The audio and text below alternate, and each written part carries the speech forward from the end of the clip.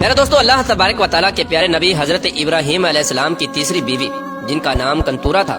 ان سے ان کے بیٹے مدین پیدا ہوئے۔ مدین اپنے اہل و عیال کے ساتھ اپنے سوتیلے بھائی حضرت اسماعیل علیہ السلام کے قریب ہی حجاز میں آباد ہو گئے، جہاں مدین کی آل اولاد کو بنی مدین یا اہل مدین پکارا جانے لگا۔ حضرت ابراہیم علیہ السلام کے بیٹے کی یہ نسل آہستہ آہستہ بڑھتی چلی گئی اور یہ ایک بہت بڑا قبیلہ بن گیا۔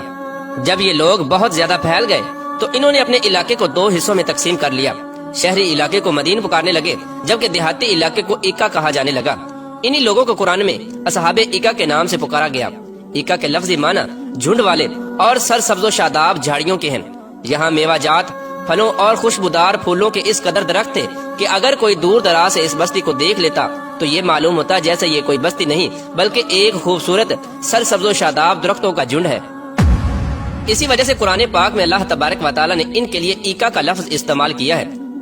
جبکہ امام ابن کثیر نے لکھا ہے کہ یہاں ایکا نام کا ایک درخت تھا جس کی اہل مدین پوجا کیا کرتے تھے، جس کی وجہ سے ان کو اصحاب ایکا کہا جانے لگا۔ یہ لوگ عرب کی مشہور شاہراہ پر آباد تھے جس کو قرآن پاک میں امام مبین یعنی کھلی شاہراہ کہا گیا ہے۔ اہل مدین اسی شاہراہ پر بحر کلزم کے مشرقی کنارے پر آباد ہوئے تھے۔ اہل مدین بے حد خوشحال اور امیر لوگ تھے۔ دور دراز سے قافلے ان کی بستی میں آتے اور یہاں سے پھل، سبزیاں اور اناج وغیرہ لے جاتے، اور یہ بستی اتنی خوبصورت تھی کہ دور دراز سے لوگ صرف اس بستی کو دیکھنے کے لیے آتے۔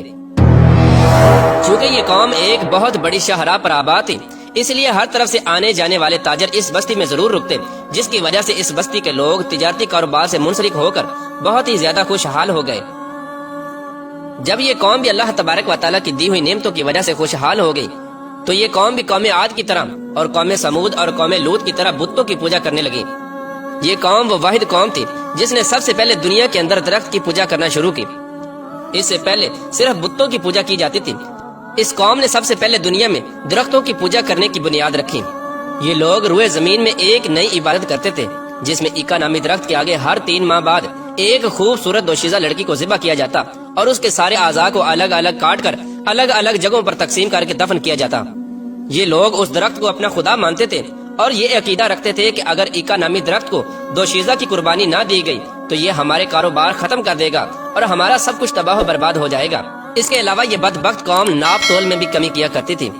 اس کے لیے بھی اس قوم نے ایک خاص انتظام کیا ہوا تھا۔ یہ لوگ اپنے بہنوں اور بیویوں کو اپنے کاروباری مراکز پر اریاں لباس بٹھا دیتے اور جب کوئی تاجر آتا تو وہ شہوت کے ہاتھوں مجبور ہو کر ان لڑکیوں سے مصروف ہو جاتا، جس کی وجہ سے یہ لوگ ناپ تول میں کمی کرتے اور زیادہ تر یہ لوگ چیزیں ہی بدل ڈالتے۔ پھر اللہ تبارک و تعالیٰ نے اس قوم کی ہدایت کے لیے حضرت شعیب علیہ السلام کو مبعوث فرمایا۔ حضرت شعیب علیہ السلام کا تعلق بھی اہل مدین ہی سے تھا۔ پیارے دوستو، قرآن پاک میں 11 جگہ پر حضرت شعیب علیہ السلام کا ذکر ملتا ہے۔ نبوت سے پہلے بھی حضرت شعیب علیہ السلام اپنی قوم میں ایمانداری اور نیک نیتی پر مشہور تھے۔ نبوت ملتے ہی حضرت شعیب علیہ السلام نے اپنی قوم کو تبلیغ کرنا شروع کر دی۔ حضرت شعیب علیہ السلام کو نبی پاک حضرت محمد مصطفیٰ صلی اللہ تعالی علیہ وآلہ وسلم نے خطیب الانبیاء کا لقب دیا ہے، جس کی وجہ یہ تھی کہ جب حضرت شعیب علیہ السلام تبلیغ کرتے تو لوگوں پر جیسے جادو ہو جاتا اور لوگ کام کاج چھوڑ کر ان کی باتیں سننے لگتے۔ لیکن اس کے باوجود بھی چند غریب لوگوں کے علاوہ کوئی بھی حضرت شعیب علیہ السلام پر ایمان نہ لایا، بلکہ آپ کو جادوگر کہہ کر سارے لوگ جھٹلانے لگے۔ جس طرح کہ اللہ تبارک و تعالیٰ قرآن پاک میں ارشاد فرماتا ہے، اور مدین کی طرف ان کے ہم قوم شعیب علیہ السلام کو بھیجا۔ انہوں نے کہا کہ اے میری قوم، اللہ پاک کی عبادت کرو، اللہ تبارک و تعالیٰ کے علاوہ تمہارا کوئی معبود نہیں، اور ناپ تول میں کمی نہ کرو۔ بے شک میں تمہیں خوشحال دیکھ رہا ہوں اور بے شک مجھے تم پر گھیر لینے والے عذاب کا ڈر ہے۔ جب حضرت شعیب علیہ السلام نے اپنی قوم کو ان گناہوں سے روکا اور ان کو سمجھایا تو اس قوم کے لوگ حضرت شعیب علیہ السلام سے کہنے لگے، اے شعیب علیہ السلام، کیا تمہاری نماز تمہیں یہ حکم دیتی ہے کہ ہم اپنے باپ داداؤں کے خداؤں کو چھوڑ دیں اور اپنے مال میں اپنی مرضی کے مطابق عمل نہ کریں؟ اس قوم نے حضرت شعیب علیہ السلام پر تنقید کرتے ہوئے کہا کہ تم تو بہت بڑے عقل مند اور نیک چلن ہو۔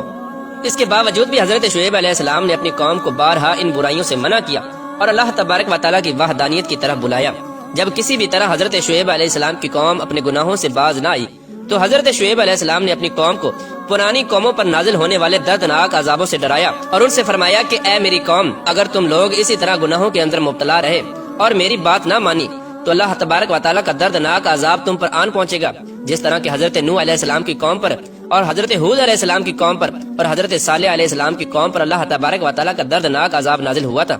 اور حضرت لوط علیہ السلام کی قوم تو تم سے کوئی دور نہیں۔ حضرت شعیب علیہ السلام کی یہ واضح نصیحت سن کر پوری قوم حضرت شعیب علیہ السلام کے خلاف ہو گئی اور ان سے تنگ آ گئی اور حضرت شعیب علیہ السلام کو دھمکی دینے لگی، یا تو تم ہمارے دین میں داخل ہو جاؤ ورنہ ہماری بستی سے نکل جاؤ۔ اور یہ بدبخت لوگ حضرت شعیب علیہ السلام سے کہنے لگے، اگر تیرا اتنا بڑا قبیلہ نہ ہوتا تو ہم دیکھتے کہ تو کس طرح ہمیں ہمارے دین سے ہٹاتا ہے، ہم تجھے سنسار کر دیتے اور تجھے قتل کر دیتے۔ جب حضرت شعیب علیہ السلام نے دیکھا کہ اب ان لوگوں سے ایمان کی کوئی امید نہیں اور ان میں سے کوئی بھی ایمان نہ لائے گا، حضرت شعیب علیہ السلام نے ان لوگوں کو ہر طرح سے سمجھا بجھا کر دیکھ لیا۔ آخر کار انہوں نے یہ فیصلہ سنا دیا کہ اے میری قوم، تم اپنے طریقے پر عمل کرتے رہو اور میں اپنے طریقے پر عمل کرتا ہوں، تھوڑے ہی دنوں میں معلوم ہو جائے گا کہ کون حق پر ہے اور کون باطل پر، اور کس پر اللہ تبارک و تعالیٰ کا دردناک عذاب نازل ہوتا ہے، اور کون جھوٹا ہے اور کون سچا ہے۔ اس کو اللہ تبارک و تعالیٰ قرآن پاک میں یوں بیان فرماتا ہے، اے ہمارے رب، ہم میں اور ہماری قوم میں حق کے ساتھ فیصلہ فرما دے اور تو سب سے بہتر فیصلہ فرمانے والا ہے۔ حضرت شعیب علیہ السلام نے جب آخری بار اپنی قوم کو سمجھایا، لیکن یہ لوگ پھر بھی اپنے گناہوں سے باز نہ آئے اور نہ ہی انہوں نے توبہ کی، بلکہ حضرت شعیب علیہ السلام سے کہنے لگے، اگر تم اللہ تبارک و تعالیٰ کے سچے نبی ہو تو آسمان سے کوئی ٹکڑا گرا کر ہم کو ہلاک کر دو اور اللہ تبارک و تعالیٰ کا وہ دردناک عذاب لے آؤ جس سے تم ہم کو ڈراتے ہو۔ اس طرح جب یہ قوم قابل ہدایت نہ رہی اور انہوں نے خود ہی اللہ تبارک و تعالیٰ کے دردناک عذاب کو طلب کر لیا، تو اس کے بعد اس قوم پر اللہ تبارک و تعالیٰ کا دردناک عذاب نازل ہو گیا، جس طرح کہ حدیث پاک کہتا ہے کہ اللہ تبارک و تعالیٰ نے ان بدبخت لوگوں پر جہنم کا ایک دروازہ کھول دیا، جس سے پوری آبادی میں شدید گرمی اور لو کی حرارت و تپش پھیل گئی اور بستی والوں کا دم گھٹنے لگا، تو وہ لوگ اپنے گھروں میں گھسنے لگے اور اپنے اوپر پانی کا چھڑکاؤ کرنے لگے، مگر پانی اور سائے کی وجہ سے بھی انہیں کوئی چین سکون نہ ملتا، اور جہنم کی آگ کی گرمی کی وجہ سے ان لوگوں کے بدن جھلسنے لگے اور وہ لوگ آگ میں جلنے لگے۔ پھر اللہ پاک نے بادل کا ایک ٹکڑا بھیجا جس نے اس بستی کے ایک حصے میں چھاؤں کر دی، اسی بادل کے سائے میں ٹھنڈی ہوا چلنے لگی۔ پھر سب بستی کے لوگ اپنے گھروں سے نکل کر اس بادل کے سائے میں آ گئے۔ جیسے ہی سب لوگ بادل کے نیچے آ گئے تو پہلے ایک زوردار چیخ آئی، پھر اللہ پاک نے آگ کے گولے برسائے اور ساتھ ہی زلزلہ بھی آ گیا۔ ایسے ایک ساتھ کئی سارے عذابات اس قوم پر اللہ تبارک و تعالیٰ نے بھیجے۔ اس طرح اللہ تبارک و تعالیٰ نے ایک ساتھ اس قوم پر کئی دردناک عذابات نازل کیے اور یہ قوم ہلاک و برباد ہو گئی، اور اس قوم کو اللہ تبارک و تعالیٰ نے صفحہ ہستی سے مٹا دیا۔ لیکن حضرت شعیب علیہ السلام اور جو لوگ حضرت شعیب علیہ السلام پر ایمان لائے تھے، اللہ تبارک و تعالیٰ نے ان کو اس عذاب سے محفوظ رکھا۔